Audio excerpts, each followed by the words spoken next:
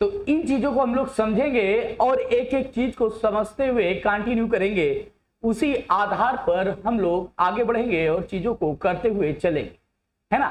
तो आज हम लोग इस चीज को सीखते हैं और देखते हैं कि आखिर प्रोटोस्टार का निर्माण कैसे हुआ। आप सभी को ये चीजें पता है कि ब्रह्मांड की बात जब हम लोग करते हैं तो यहां पर कुछ चीजें आप लोगों को बिल्कुल क्लियर कट मालूम है अभी तक। देखिए, मैं आप लोगों को एक चीज बता दूं कि कई बच्चे बराबर एक चीज का मैसेज कर रहे हैं कि उन लोगों को लिंक नहीं मिल रहा है। तो एक तो टेलीग्राम का भी लिंक आप लोगों के डिस्क्रिप्शन बॉक्स में डाल दिया गया है, और आप लोग या पीसीएस की तैयारी कर रहे हैं, यूपीएससी की तैयारी कर रहे हैं, उसके फॉर्म का भी लिंक आप लोगों के डिस्क्रिप्शन बॉक्स में है। तो कोशिश करिएगा कि डिस्क्रिप्शन बॉक्स में जाके अपने फॉर्म को भी फिल कर ले, और जो चीजें आप लोगों की हैं टेलीग्राम चैनल को भी ज्वाइन कर ले, जिससे आप लोगों को मैटर भेजने में हम लोगों को भी सहूलियत रहे। तो थोड़ा सा ये आप लोगों की तरफ से एफर्ट होना चाहिए। अब चालू करते हैं, हम लोग तारों की बात करते हैं। जो आज का टॉपिक है वो आप लोगों ने देख लिया, प्रोटोस्टार। आखिर हम लोग तारे किन्हें कहते हैं? तारे, सबसे पहला प्रश्न मैंने आप लोगों को एक चीज बड़ी अच्छे स्पष्ट ढंग से समझाई थी कि तारे वे होते हैं जिनमें स्वयं का प्रकाश होता है। एक ऐसे खगोलीय पिंड हैं जिनका प्रकाश या जो स्वयं से प्रकाशित होते हैं, इन्हें किसी के प्रकाश की आवश्यकता नहीं होती है। ठीक, तो यहां पर पहला पॉइंट, यदि हम लोग तारे की बात करें तो स्पष्ट, तारा वे खगोलीय पिंड हैं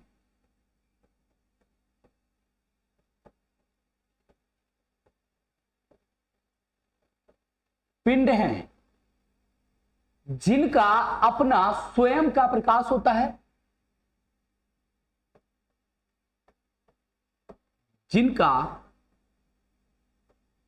अपना स्वयं का प्रकाश होता है,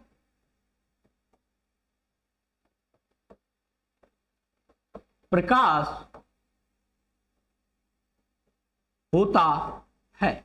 इतनी चीज आप सभी को अभी तक आप लोगों ने पढ़ा होगा कि हर तारे का अपना स्वयं का प्रकाश होता है, वो किसी अन्य के प्रकाश के माध्यम से प्रकाशित नहीं होता है।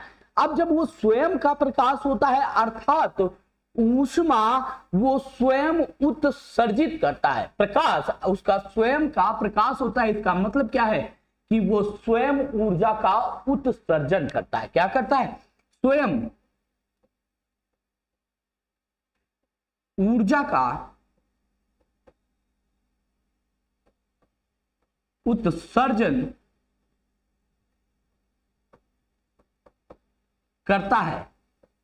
ये चीज आप लोगों को सभी को स्पष्ट रूप से पता है कि तारा स्वयं से ऊर्जा का उत्सर्जन करता है और दूसरों को ऊर्जा प्रदान करता है। अब यहां पर प्रश्न जो आप लोगों के दिमाग में बनेगा कि आखिर तारे में ऐसा क्या होता है जो स्वयं की ऊर्जा से ऊर्जावान होता है? क्या होता है जो स्वयं की ऊर्जा से ऊर्जावान होता है? तो आप लोगों को याद करना होगा, मैंने जब महाविस्फोट बताया था, क्या समझाया था? महाविस्फोट सिद्धांत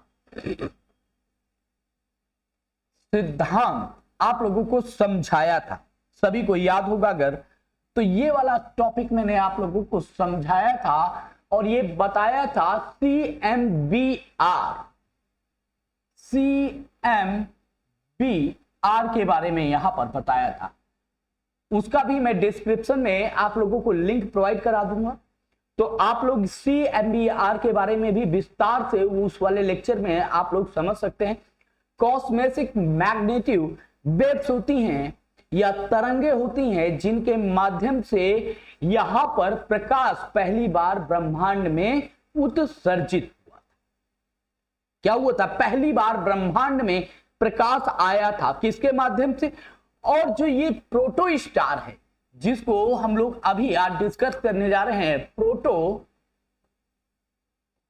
स्टार या इसी प्रोटोस्टार को हिंदी में आद्य तारा भी कहते हैं। आद्य तारा क्या कहते हैं? इसी तारे को हम लोग कहते हैं आद्य तारा। अब ये आद्य तारा कब निर्मित हुआ था? 3 करोड़ वर्ष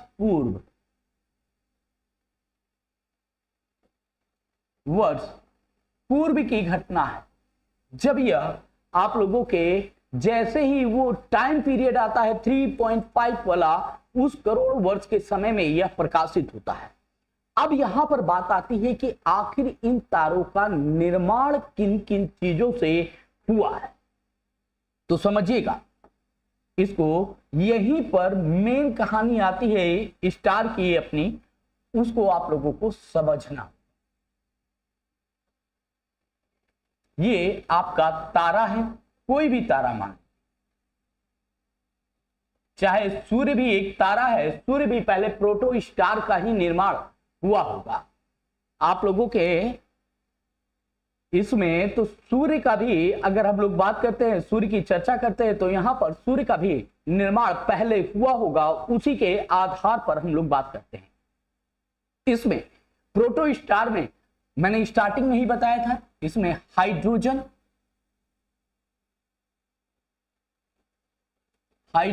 गैस, हीलियम गैस,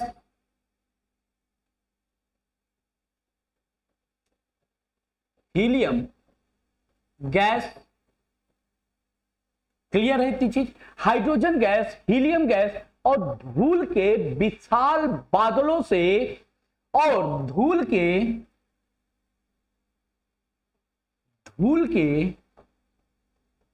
विशाल बादलों से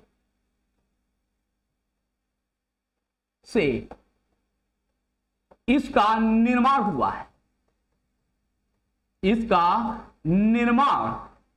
है। अब आप लोग सोचेंगे कि अच्छा ये तो बड़ा आसान है, हीलियम हाइड्रोजन गैस। तो यहां पर एक पॉइंट और आप लोगों को याद रखने वाला पॉइंट है कि ये पहला चरण है, ये तारे के निर्माण की पहली अवस्था है, ये पहला चरण है। ये अगर हम लोग इसे देखें तो ये पहला चरण है आप लोगों का, जहां पर ये शुरुआत कर रहा होता है, ठीक, विशालकाय बादलों से या निर्मित हुआ। ठीक, तारे में अगर कुल भार देखा जाए, तारे के कुल भार की बात करें, कई बार आप लोगों से प्रश्न पूछा भी गया है कि तारे में किसका कितना प्रतिशत है, तो यहां पर याद कर लीजिएगा कि तारे में लगभग 70% आपके हाइड्रोजन गैस पाई जाती है। 28% की बात करें यहां पर, तो 28% गैस हीलियम गैस या इसमें पाई जाती है। 1.5 कार्बन नाइट्रोजन गैस पाई जाती है इसमें। 1.5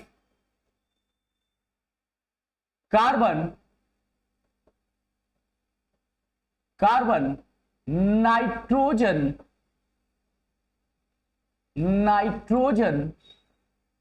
गैस इसमें पाई जाती है,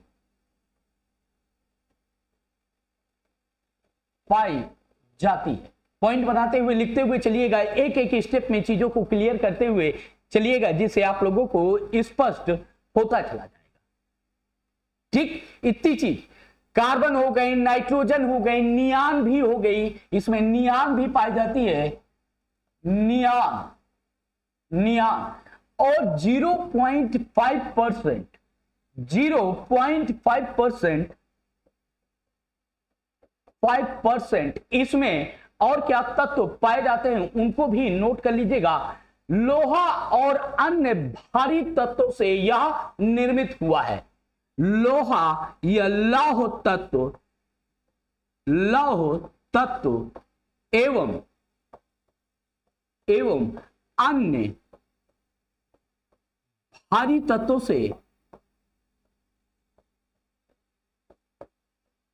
से इसका निर्माण हुआ है।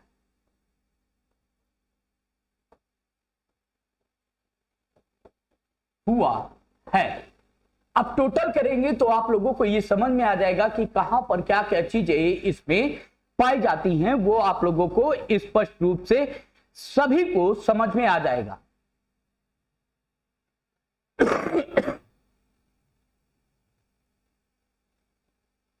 अब देखो, इतनी चीजें आप लोगों को पता चल गई, इतनी चीजें आप लोगों को स्पष्ट रूप से सभी को पता चल गई कि अच्छा किसी भी तारे की बात करेंगे तो साहब ये चीजें पाई जाए। अब इन्हीं चीजों को एक सिस्टम से लगाए। तारे में क्या पाया जा रहा है? हाइड्रोजन और हीलियम। हाइड्रोजन गैस एवं हीलियम गैस।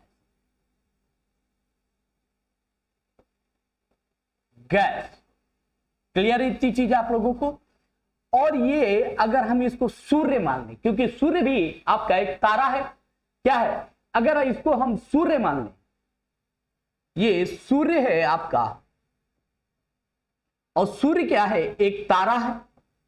ये चीजें आप लोगों को सभी को स्पष्ट रूप से पता है कि सूर्य एक तारा है, और यहां पर आप लोगों को यह स्पष्ट पता है। ठीक। अब जब यहां पर हाइड्रोजन के अणुओं का क्या होगा?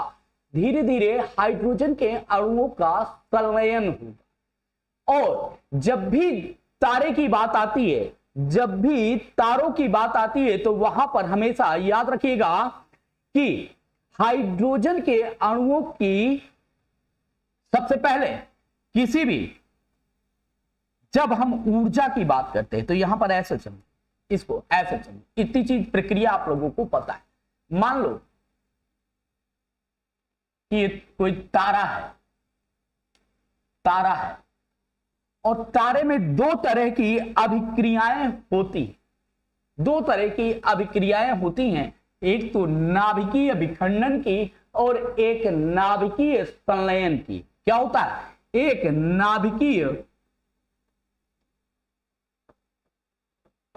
नाभिकीय विखंडन की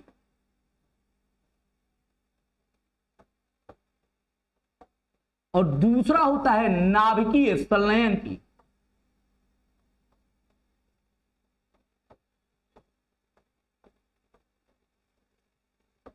संलयन की। ठीक। तारे में दो तरह की प्रक्रिया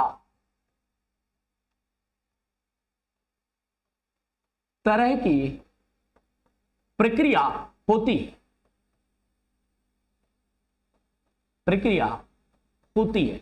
तो प्रारंभिक चरण में भी यहां पर नाभिकीय संलयन और विखंडन दो तरह की प्रक्रियाएं हुई होंगी। कॉमन सी बात है, इतना सेंस लगाते हुए चलिए कि इसमें नाभिकीय विखंडन एवं नाभिकीय संलयन की प्रक्रिया होगी। अगर नाभिकीय विखंडन का मैं एग्जांपल लूं तो आपका परमाणु बम, जिसको आप लोग नाभिकीय विखंडन का उदाहरण मानते हैं, तो क्या हो जाएगा? परमाणु बम। ठीक। और दूसरा नाभिकीय संलयन का यदि उदाहरण लिया जाए, अभी मैं आप लोगों को बैकग्राउंड समझा रहा हूं तो वो समझ लो पहले। ठीक। क्योंकि यहां पर आने से पहले आप लोगों को थोड़ी चीजें पता होनी चाहिए। और यहां पर होता है हाइड्रोजन बम। अब हाइड्रोजन बम के विस्फोट के लिए क्या चाहिए होते? अत्यधिक ऊर्जा की आवश्यकता होती है। क्या होती है? हाइड्रोजन के विस्फोट के लिए, क्योंकि इसमें नाभिकीय अणुओं का संलयन होता है। क्या होता है? इसमें यूरेनियम के अणुओं का संलयन होगा। और जब अणुओं का संलयन होगा या जुड़ने की बात आएगी कि संलयन या जुड़ने की स्थिति निर्मित होगी, तो निश्चित रूप से यहां पर ऊर्जा अत्यधिक उत्सर्जित होगी। क्या होगी? जब भी, पॉइंट बनाइएगा, जब भी संलयन की बात आएगी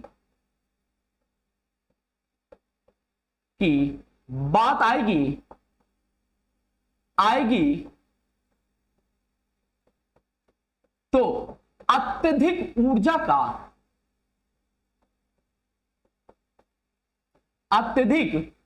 का उत्सर्जन होगा। ऊर्जा का उत्सर्जन होगा। अब इसका एक और एग्जांपल समझिए, कैसे कैसे ये भी एक क्वेश्चन आएगा कि अत्यधिक ऊर्जा का उत्सर्जन क्यों होगा साहब। तो यहां पर इसे ऐसे समझो कि ये राम है और ये सीता है, इसको ऐसे समझ लो तो और आसानी से आप लोग इस एग्जांपल से तो अच्छे से समझ जाओगे। सीता है, राम सीता को पसंद करता है। क्या करता है? राम सीता को पसंद करता है, अर्थात अभी दोनों अणु अलग अलग है। ये अणु, ये एटम जो है अलग है, ये वाला अणु अलग हो गया, ये अणु अलग है। अभी आप समझते चलो, ये दोनों अणु क्या है? अलग अलग अणु है। अब इन दोनों अणुओं को क्या करना है? जुड़ना है आगे चलकर। तो क्या करेंगे आप लोग? आपका फ्रेंड सर्किल पूरी इसके लिए जाग भोगेगा कि नहीं बहुत अच्छा लड़का है, बहुत अच्छी लड़की है, ये चीज है, वो चीजें हैं, ये सारी चीजें आप लोगों को बोली जाएंगी, स्पष्ट रूप से समझाई जाएंगी और आप लोग यहां पर मोटिवेट भी हो सकते हैं। ठीक कि ऐसा है वैसा है, दोनों को समझाया गया। जब समझाने की बात हुई उसके बाद जुड़ने में क्या होगा? अत्यधिक ऊर्जा लगेगी। ऊर्जा इन द सेंस कि इन दोनों को जोड़ने के लिए कई लोग लगे रहेंगे, तब जाकर ये जुड़ते हैं।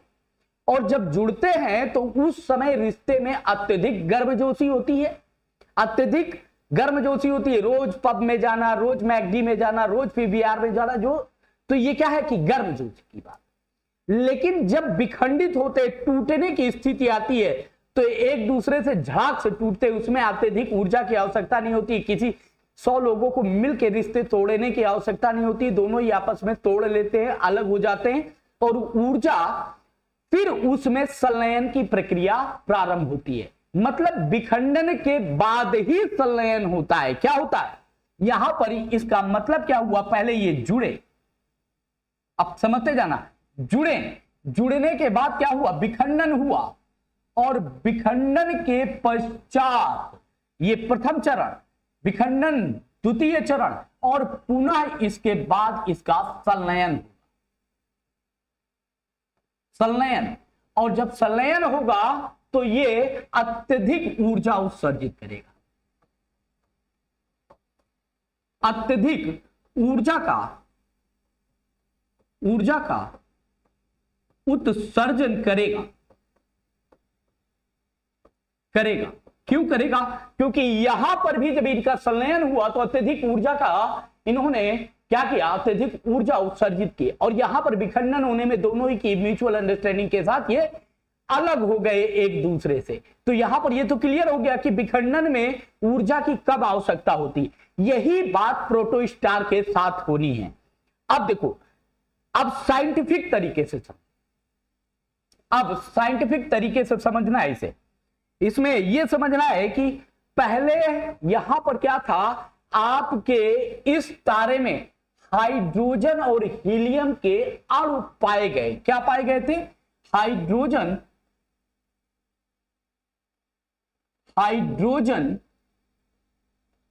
एवं हीलियम के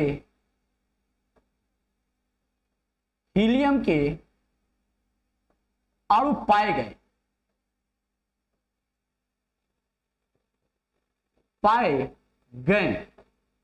अब यहां पर दो तरह की हाइड्रोजन है, और हाइड्रोजन कितने प्रतिशत है? मैंने अभी आपको बताया था 70% आपकी तारों में हाइड्रोजन गैस पाई जाती है। हीलियम कितनी परसेंट पाई जाती है? 28%।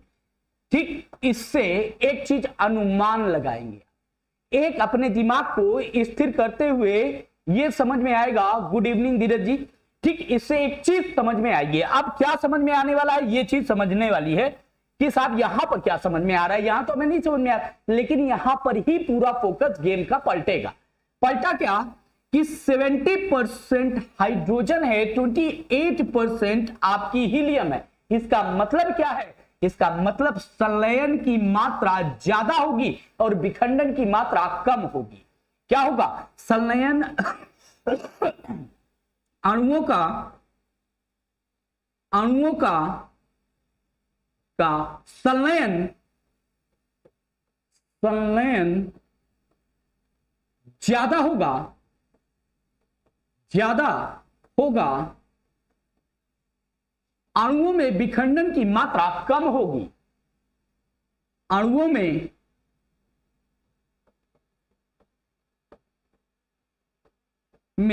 विखंडन की मात्रा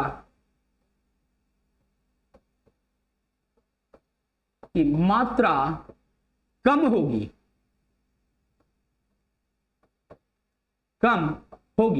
अब इससे समझना, विखंडन की मात्रा अणुओं में कम हो जाएगी और यहां पर संलयन की मात्रा ज्यादा हो गई। क्यों? क्योंकि भैया हीलियम तो 28% है और यहां पर आप लोग देखेंगे तो हाइड्रोजन 70% है। अर्थात प्रारंभिक आद्य तारे के रूप में सबसे पहले क्या हुआ, सबसे ज्यादा प्रक्रिया आपकी संलयन की हुई। तो यहां पर क्या मौजूद था, H प्लस हाइड्रोजन। इस तारे में हाइड्रोजन की मात्रा सबसे ज्यादा थी।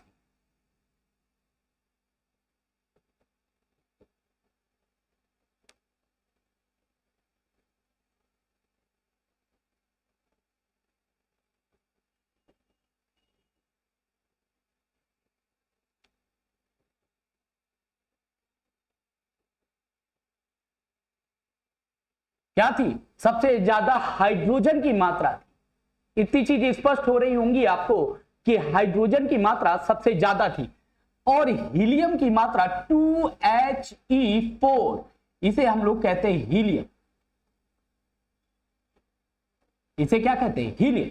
इसकी मात्रा कैसी थी, इसकी मात्रा कम थी। क्लियर हुआ कि इसकी मात्रा कम थी और इसकी मात्रा ज्यादा थी।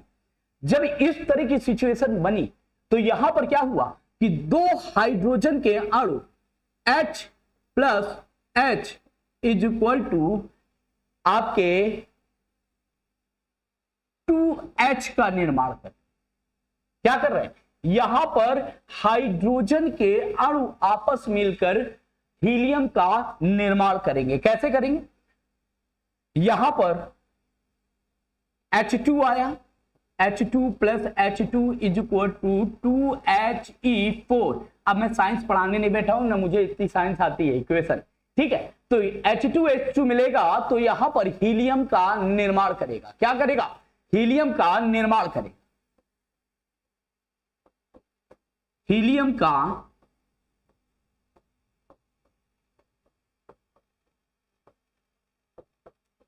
निर्माण करेगा और जब इसके संलयन की प्रक्रिया होगी तो अत्यधिक ऊर्जा का भी उत्पादन होगा या उत्सर्जन होगा।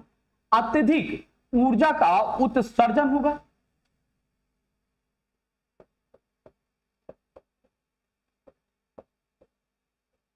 ऊर्जा का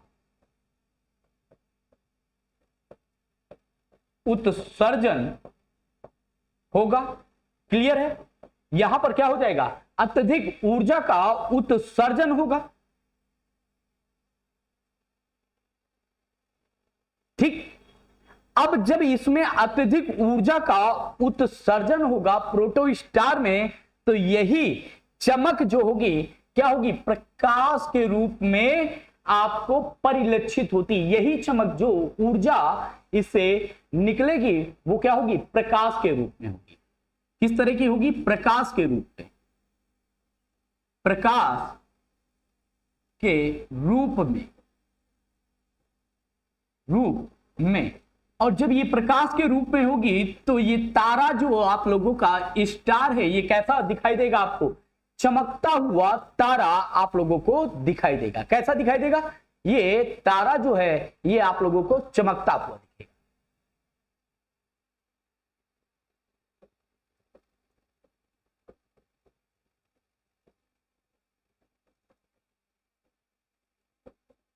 दिखाई देगा। क्लियर है कि ये तारा आपको कैसा दिखाई देगा, ये चमकता हुआ दिखाई देगा।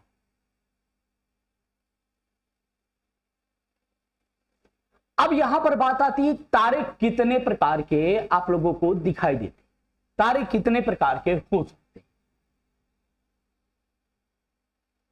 तारों के प्रकार की यदि हम लोग बात करें, प्रकार, क्योंकि आपको यह पता है कि आपके जो तारे का कोर होता है, आंतरिक भाग होता है, वहां पर नाभिकीय संलयन की प्रक्रिया चलती है। एक पॉइंट और नोट कर लीजिएगा, यहां पर तारे के आंतरिक भाग में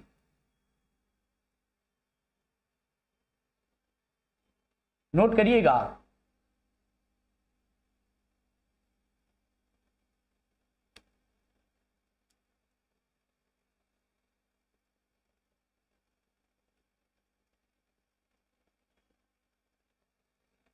ये आपका स्टार है ना, स्टार या तारा, तारा ये इसका आंतरिक भाग, आंतरिक भाग, और ये बाह्य भाग, बाह्य भाग, ठीक। ये वाला पार्ट इसका बाहरी भाग, ये वाला भाग अगर हम लोग देखें तो ये तारे का बाहरी भाग, कैसा है? ये तारे का बाहरी भाग है। अब जब ये तारे का बाहरी भाग है तो यहां पर ये चीज आप लोगों को स्पष्ट समझ में आएगी कि यहां पर क्या होगा, नाभिकीय विखंडन की घटना होगी। क्या होगी? नाभिकीय विखंडन, विखंडन की घटना होगी। क्यों? क्योंकि हीलियम जो है वो हाइड्रोजन के अणुओं में टूटेगा। क्या होगा? हीलियम है, हीलियम हाइड्रोजन के अणुओं में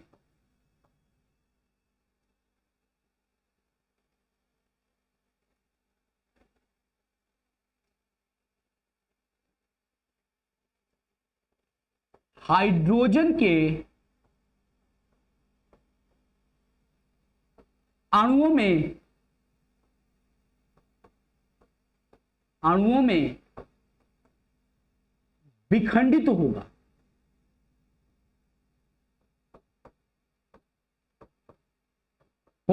या टूटेगा, या हम नॉर्मल में बात कर सकते हैं कि या टूटेगा।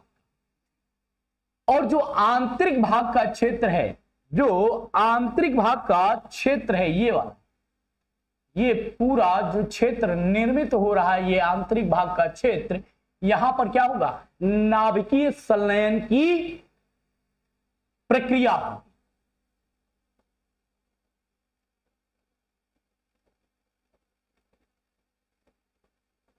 संलयन की प्रक्रिया होगी। क्लियर है? अब जब नाभिकीय संलयन होगा तो यहां पर H2 plus H2 is equal to 2He4 का निर्माण होगा। हाइड्रोजन के दो अणु मिलकर आपके हीलियम के अणु का निर्माण करेंगे, और यहां पर हीलियम के अणु 2He4 टूटकर किसमें परिणित हो रहे हैं?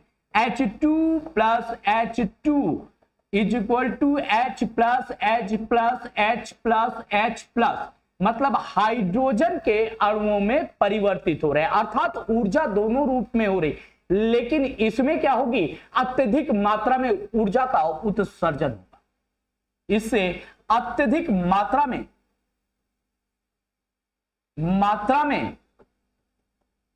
ऊर्जा का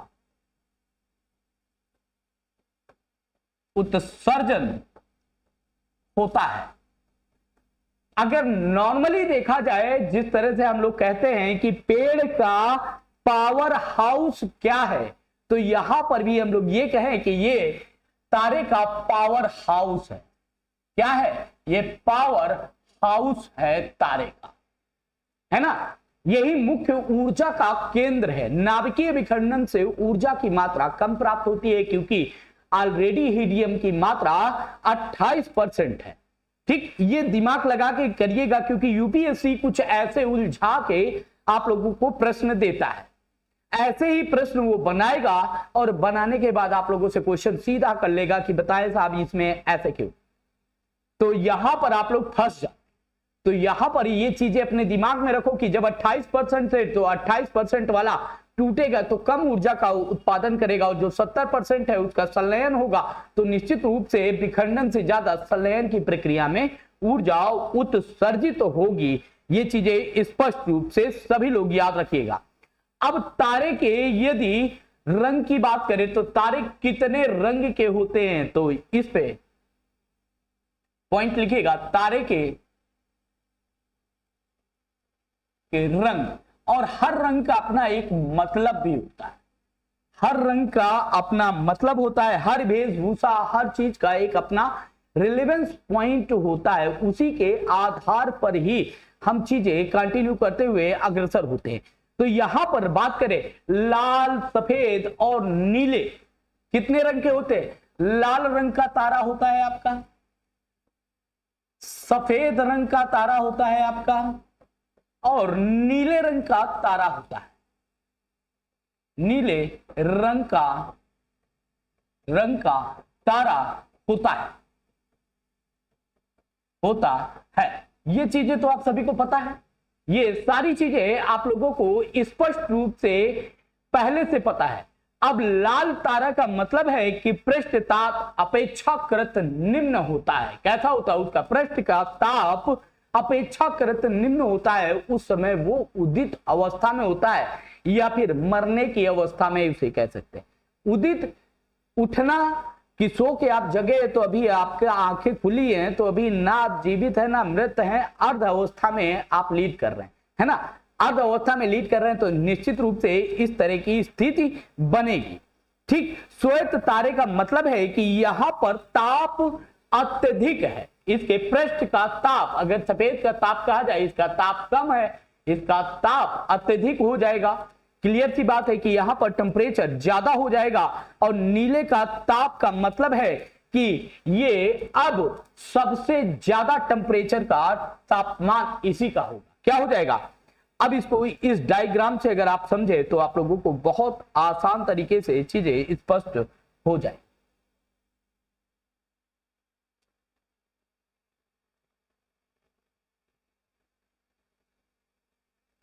मानो ये ताप है, ठीक है, ये टेम्परेचर और ये तारे। तो यहां सबसे पहले लाल है, फिर सफेद है, या इसको ऐसे करो, इसको ऐसे कर लो तो और क्लियर हो। यहां पर हम कर देते हैं ताप। ये टेम्परेचर का पूल होगा। ये लाल, ये सफेद और ये नीला तारा, सफेद तारा और लाल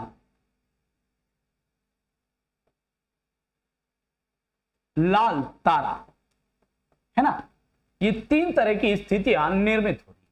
अब देखो टेम्परेचर, लाल तारे का तापमान कैसा होगा? जब यहां से हम लोग चलना शुरू करेंगे तो लाल तारे का तापमान अगर हम देखें तो कम होगा। पहली स्थिति लाल तारे के लिए आएगी तो इसका तापमान, इसके पृष्ठ का तापमान निम्न होगा। इसके पृष्ठ का तापमान निम्न होगा, है ना। दूसरे पॉइंट की बात करते हैं। अब जब सफेद तारे की बात करेंगे तो निश्चित रूप से हम अगर यहां से देखें टेम्परेचर तो इसका तापमान कैसा हो जाएगा? इसका तापमान ज्यादा होगा लाल तारे की अपेक्षा, अर्थात इसका पृष्ठ ताप लाल तारे की अपेक्षा ज्यादा है? पृष्ठ ताप ज्यादा है। और यहीं पर जब नीले तारे की हम लोग बात करेंगे तो नीले तारे के पृष्ठ ताप की बात करेंगे तो इसका अत्यधिक होगा। क्या हो जाएगा? इसका पृष्ठ ताप ज्यादा होगा।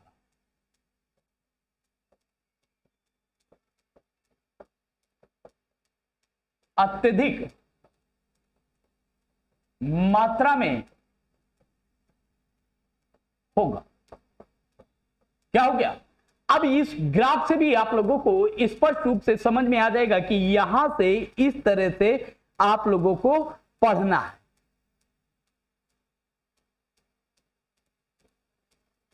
क्लियर? इतनी चीजें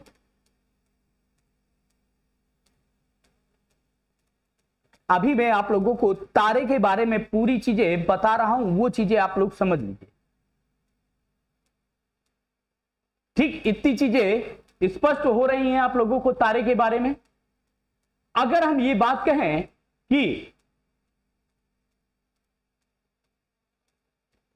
कि पृथ्वी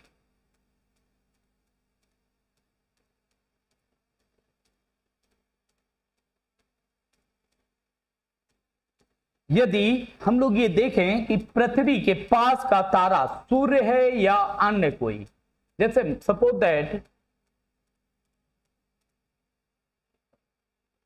ये हमारा सूर्य है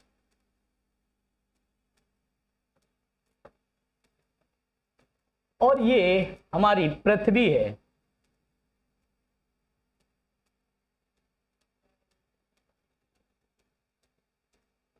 ये क्या हो गया? हमारा सूर्य हो गया। सूर्य ये क्या है? हमारी पृथ्वी हो जाएगी। ये हमारी पृथ्वी। ठीक, ये सूर्य क्या है? एक तारा है। तारा।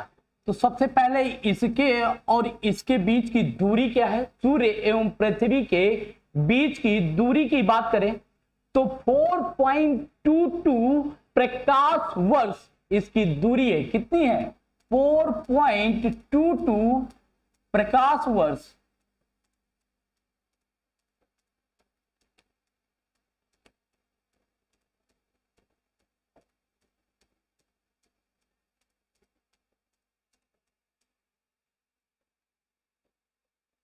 प्रकाश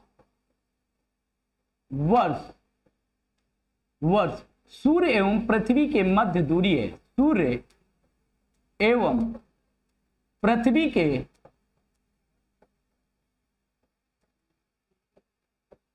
मध्य दूरी है।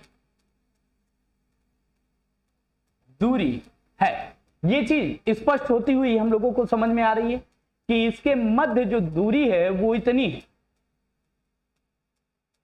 ठीक, अब यहां पर अगर हम लोग देखें तो सूर्य, अगर पृथ्वी के तारे की बात करें कि पृथ्वी का तारा कौन है? कौन? पृथ्वी का तारा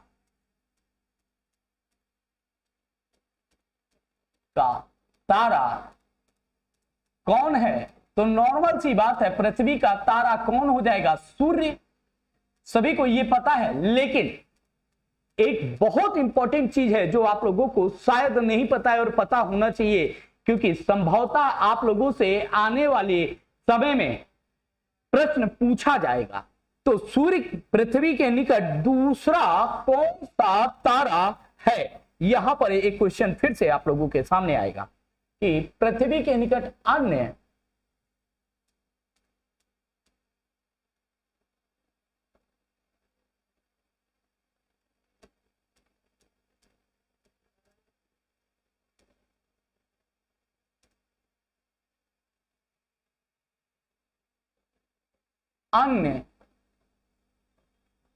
तारा, अर्थात ये सूर्य से पृथ्वी की बीच की दूरी। ठीक, अब इसके अन्य कौन सा तारा है जो पृथ्वी के निकट स्थित है? तो यहां पर नोट कर लीजिएगा, पैक्सिमा सेंटोरी। पैक्सिमा सेंटोरी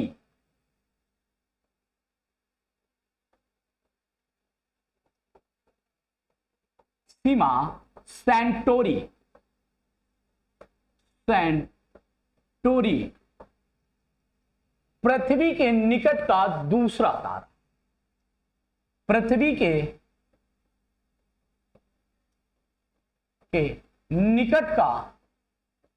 निकट का दूसरा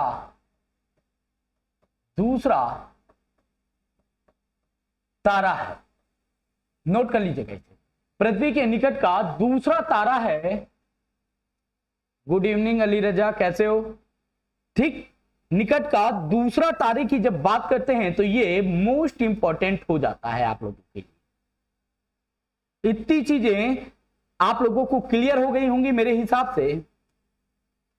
हिसाब से इतनी चीजें आप लोगों को स्पष्ट रूप से सभी लोगों को क्लियर हुई होंगी कि तारे की जो प्रोसेसिंग है, जो पृथ्वी के आसपास का तारा है, उनके बारे में हम लोगों ने स्पष्ट रूप से समझ लिया। अब तारे के उत्पत्ति के पश्चात जब हम कल डिस्कशन करेंगे कि प्रोटोस्टार तारे का निर्माण कैसे हुआ है, उस प्रक्रिया को हम लोग कल की क्लास में समझेंगे। चलिए, थैंक यू, मिलता हूं कल की क्लास में आप लोगों से फिर से।